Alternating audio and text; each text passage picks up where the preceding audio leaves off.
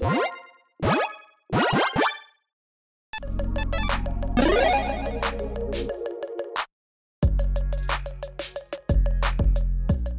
everyone, Mitch coming in from not the Commander's Quarters studio. I'm actually working from a friend's extra room. It's kind of a strange setup, so if I'm a little thrown off, that's why. Just welcome. Hi. I decided that, you know what? Even if I'm not in the studio, I want to make sure I've got my equipment ready. Because, yeah, there's always some exciting news and, you know, fun things to talk about. And, of course, you know, today, luckily, I brought my equipment because something fun did pop up. So on this episode, I'm going to be talking about tomorrow's March of the Machine teasers. These are always just kind of fun to look at to kind of see just like an early like sneak peek of what things might be in the upcoming set. I believe March 29th is when actual previews start for March of the Machine, though we've seen a couple spoilers so far. On this episode, I'm going to take you through the teasers that Mark says, essentially just kind of little hints as to what certain cards might be or what effects they might have. We'll see if I don't mess this up, you know, with this, different setup. So here we go. So on Blogatog, and I'll link this as well if I remember to do so. Mitch, in the future, when you're editing this, link this, please. So on Blogatog, you can see Mark's, teasers essentially before previews to March Machine officially begin. I thought it'd be fun to do another of my duelist style teasers where I give hints of things to come. Note that I'm only giving you partial information. So yeah, basically not the entire card is going to be listed out here. Obviously, these are not spoilers. These are teasers. But there's some fun information, little tidbits. I kind of just glanced at the top just to make sure, oh yeah, this is going to be interesting, hopefully, to talk about. So let's see. I mean, I thought a couple of these were really interesting and little interesting cards coming up. So yeah, here we go. First up, here are some things you can expect. First up, numerous cards that mechanically care about Phyrexians. No, really. That one seems pretty obvious. March of the Machine. A Phyrexian, set essentially, followed up after, Phyrexian LV1. The Phyrexians are still going at it. So yeah, definitely some more, Phyrexian tribal cards coming, which I think is going to be interesting. Phyrexian tribal, I think, just shot up essentially on EDH Rex Tribes list really, really high. I mean, I think it's in the top 10 right now. And again, Phyrexians have only been an actual creature type for the last couple of years. Actually, I think Vorinclex, the new Vorinclex, was the first, Phyrexian, I believe, that got the Phyrexian treatment. And then they kind of errated all the old ones. But I could be wrong on that. Correct me in the comments below. Regardless, next up, a double-face token, one that transforms. I haven't seen, a double-face token in a while, or I don't even know if ever actually. A token that kind of flips and transforms. Let me know in the comments below. I'm not sure if there actually is so far a token that does transform. So this is an interesting kind of new mechanic. Obviously, we've seen, double face cards. We've seen NBFCs. We've seen a bunch of double face things, but a token that actually flips at one point, that's pretty interesting. So we shall see how that actually goes. A card that costs XUUUU. So yeah, X and 4 blue. That is an absurdly, very specific cost. It's a lot of blue pips in there. You've got to do a lot of mana fixing, or if you're in a mono blue deck, you don't care. That's going to be perfect for you. You can cast that as soon as you need to. So I bet that's going to be a pretty awesome effect. We shall see. Again, kind of, cards that come to mind when it comes to a lot of blue and an X, like Blue Sun Zenith, those types of cards, big draw spells like that, essentially. But I mean, this one just adds an extra pip to that as well. So this one's going to be a pretty fantastic effect to have that specific of a requirement. Next up, a variant of a mechanic returns to a premiere set for the first time since it originally appeared. That seems kind of interesting. Okay, so you have to think back to kind of old mechanics that have not reappeared, that are, just original to a set, have not reappeared, and finally coming back. I mean, maybe something like, I don't even know. I would assume something from original Mirrodin block, basically, that is kind of coming back in a new form. Maybe. I mean, Affinity kind of has come back a little. Maybe not. Maybe it's going to be a variant of Affinity. I'm just going to say variant of Affinity. We're going to go with that. That's my final answer for now.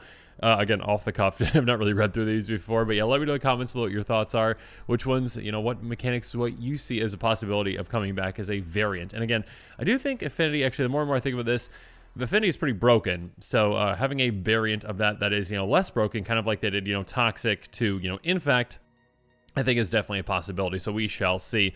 A legendary creature returns, not seen since Homelands, and hopefully I don't mess this up on screen, but let's just see this. So set Homelands, that's not going to work, is it? Right, on Scryfall. I don't even know the Homelands actual one. Oh, there we go. Said Homelands. That did work. HML. Perfect. Thank you for correcting Scryfall. Is Commander. Let's see what we got. So there shouldn't be very many, I wouldn't think. Okay, we got a couple. The Abbot, Rebecca, Baron Sangir. Yeah, oh, Veldane Sangir as well is awesome. Yeah, I'm gonna have to say out of all these, I mean, Joven would be great, right? And Chanela.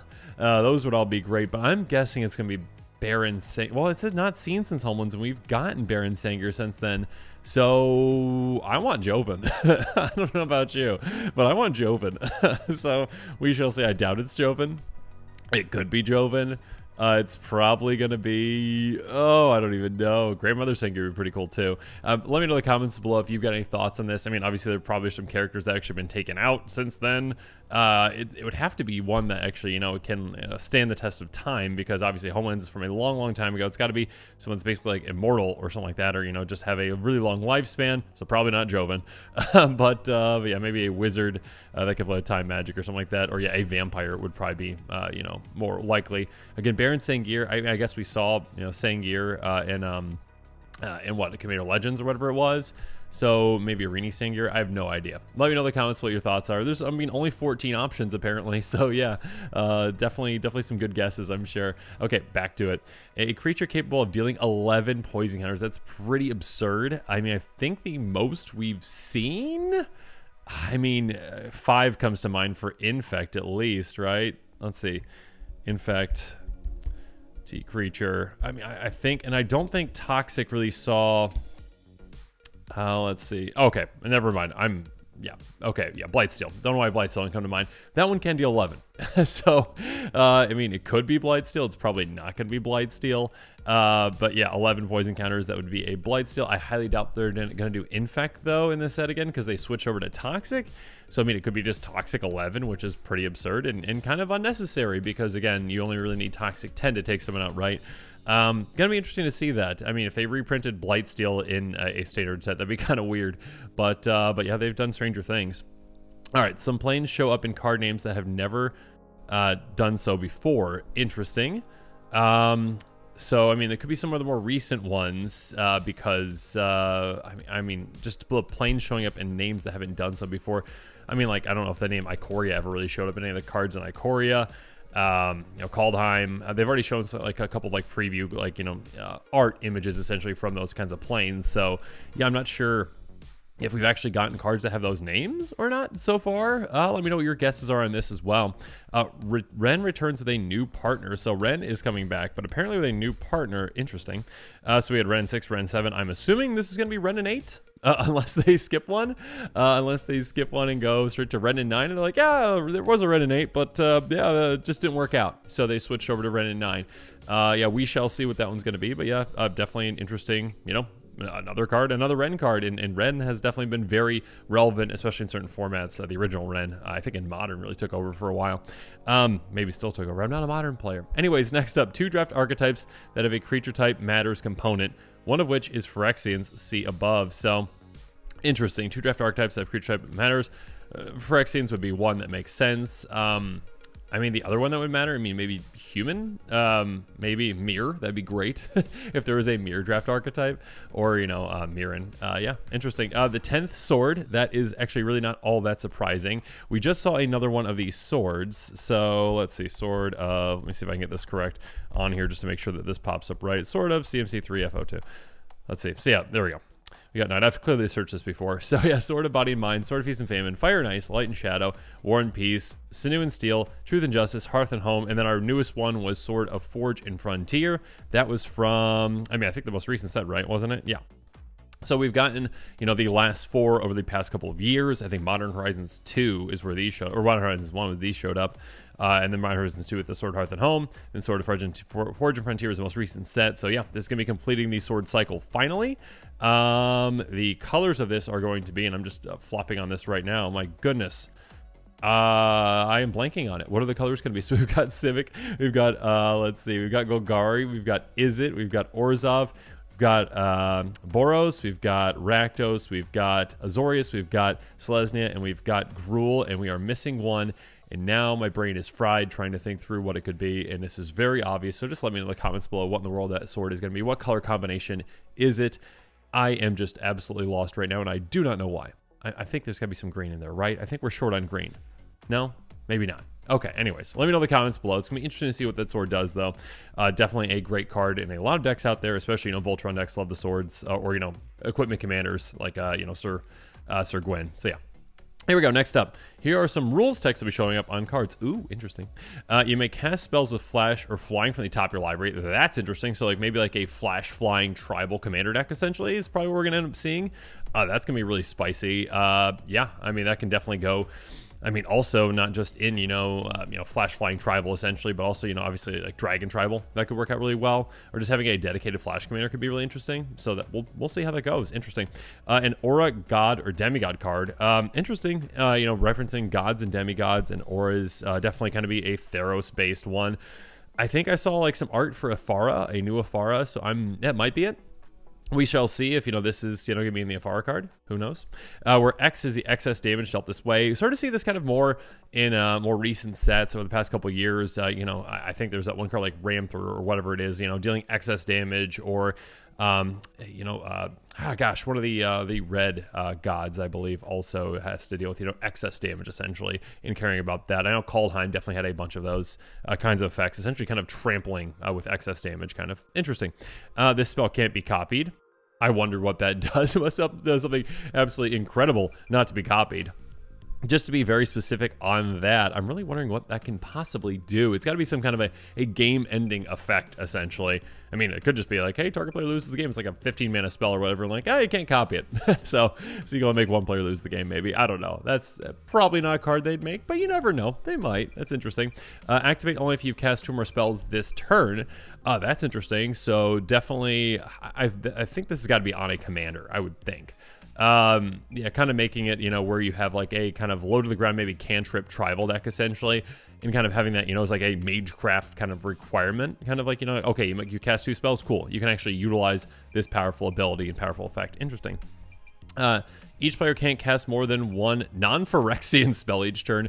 That is brutal. I am really hoping we don't see that on a commander, because that is pretty brutal. I mean, that is, basically, like a rule of law, essentially, or I think Arcane Laboratory is the blue version of that. But yeah, those kinds of cards that are basically like, hey, yeah, you're only casting 1 spell each turn, slow things down. Throwing that on a commander can be pretty brutal. And yeah, again, if you are that commander player, and that is a commander, it's probably a Phyrexian tribal deck, so they can still kind of get around that. They can play as many Phyrexian spells as they want, whereas you, again, are going to be limited, unless you got a Changeling tribal deck, then there you go.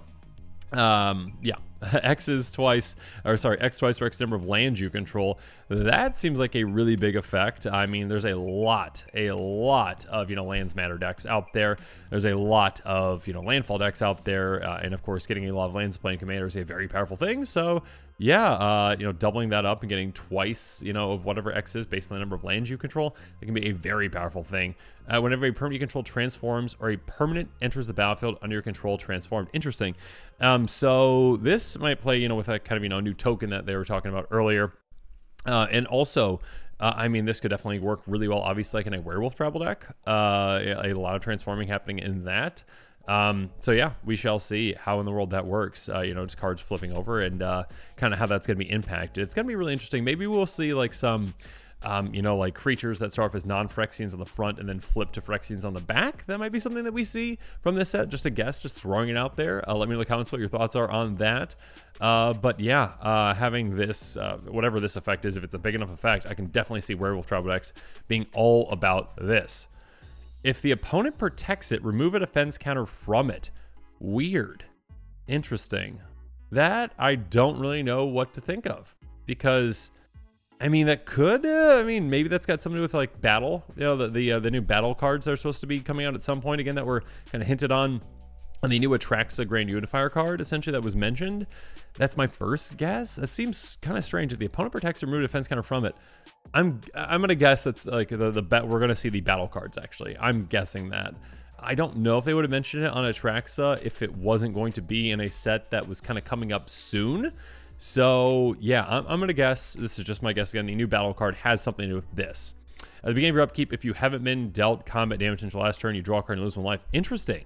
So this is a very interesting one where it's kind of like, oh gosh, whatever that win condition is with the Azor's Electors or whatever it is, where you basically are just trying to prevent yourself from getting any damage, on each opponent's turn. But this is like on every single, turn up until yours. So yeah, being able to kind of just turtle behind something and be able to draw a card and lose 1 life. I mean, beginning of your upkeep, you haven't been dealt combat damage since your last turn, you draw a card. So this doesn't include life loss or, any kind of damage dealt from non-creature sources. But yeah, if you can prevent yourself from getting any combat damage, maybe you got a fog deck, essentially. Drawing a card and losing 1 life, I mean, that's a Phyrexian Arena, but maybe this is a lower to the ground Phyrexian Arena even, or one that is in maybe one that's on like an artifact, so it can be used in any deck that doesn't have, a color cost requirement. So yeah, we shall see. I mean, again, really interesting. So yeah, I would think it would have to be cheaper than Phyrexian Arena to make this worth it, because yeah, I think they just reprinted Phyrexian Arena in the last set, right? So is that standard legal? Regardless, finally, here's some Phyrexians in the set. A Phyrexian Bear Rhino. What's a Bear Rhino? Weird. The Phyrexian's just like, all right, we're going to take some animals and just smash them together, kind of like Gis and Drolf, kind of just stitching things together. Interesting. Phyrexian Devil. Okay. I mean, that could be Tybalt, right? I mean, I think Tybalt's dead. Let me know in the comments below what your thoughts are on that, or what's going on with that. Maybe it's Tybalt's, friends. Phyrexian Dog Warrior. Aw, Phyrexian Dog. Love dogs. Phyrexian Jackal. Kind of like a dog, but meaner. Phyrexian Samurai. Okay, interesting. So yeah, Kamigawa getting invaded. Phyrexian Shade. How do you Phyrexianize a ghost? That's strange. Yeah, because ghosts are ethereal. Phyrexians are all mechanical. It's kind of opposites. Phyrexian Shark. Yes, that's fantastic. Sharks are actually my favorite animal, fun fact. But yeah, Phyrexian sharks, that's terrifying. Absolutely terrifying. Hopefully it's a Megadon. Hopefully, or Megalodon. Megadon, goodness gracious. Hopefully it's a Megalodon, like a, 15 costed creature that, is reduced based on, the amount of life your opponent's lost, on last turn, something like that. It's like a 12-12 or something like that with double strike. Yeah, let's just go with that in Island Walk. Phyrexian Tree Folk. Just here's this tree, very environmentally friendly, and then let's just turn it into a robot tree. Phyrexian Viashino. Viashino are coming back. Interesting. Phyrexian Weird. That's just a funny. I mean, Weird's always just been a funny name, but yeah, Phyrexian Weird is even weirder. Some creature types, lines of denizens fighting them. Moonfolk Ninja. Nice. That's pretty sweet. Aetherborn Vampire. So yeah, back to what is it? Kaladesh. Fungus Rabbit. What? That's strange. Okay, so it's like a mushroom bunny. Interesting. Dwarf Pilot. Okay, we've seen that on Kaladesh before. Raccoon Warrior. Yeah, Rocket Raccoon's coming back apparently. Goblin Spellshaper. Gotta love when goblins are casting spells. Chaos can happen. Wolverine Dinosaur. This is gonna be a giant Wolverine. I cannot wait to see that. It's probably an Ixalan. Legendary creature. Elder Giant Dog. Yes, that is incredible. What in the... Let me know in the comments below if you are a Lord Mage out there and you know of any giant dogs other than Clifford, but from Magic's history, essentially, that could meet this requirement. Or Elder is just something that's not really thrown around very often. So being a giant dog, are there any giant dogs in Magic's, lore? I don't think so. I'm just thrown off right now. Interesting. Legendary creature, Ape Dinosaur Turtle. Fantastic. Cannot wait to see that. That's got to be an Ixalan include. And then a legendary creature, Cyclops Homunculus. Please tell me Fibbleflip is coming back. Wait, I mean, it's not a Cyclops, though. I don't... What? Isn't that kind of redundant, being a Cyclops Homunculus?